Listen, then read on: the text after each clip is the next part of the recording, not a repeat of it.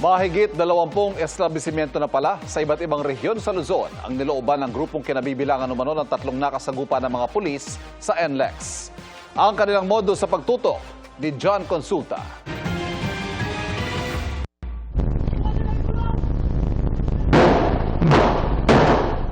Ang mga nakaengkwentro ng Regional Special Operations Group ng Police Regional Office 3 sa Bukawi Toll Plaza ng NLEX, lumalabas sa sangkot din sa panloloob sa mahigit 20 establishmento sa iba't ibang rehiyon. Nitong June 13, umatake rin ang grupo sa Tanawan, Batangas kung saan binaklas nila ang cash dispensing machine, tinangay ang pera, saka tinapon sa tabing kalsada.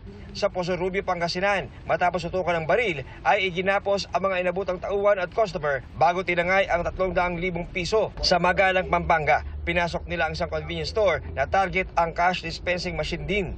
Ayon sa Police Regional Office 3, kada 14 at 29 ng bawat buwan o isang araw bago ang sweldo, umaatake ang grupo sa mga establishmento para matiyak na puno ng pera ang mga cash dispensing machines na kanilang puntirya. Malawak ang area of operation nila. 4A, LCR, Region 3. Marami silang plaka, papalit-palit. More than 10 plates na ginagamit. So, talagang organize itong grupo na to. Wala pang pahayag ang 3 suspect. John Consulta, nakatutok 24 oras.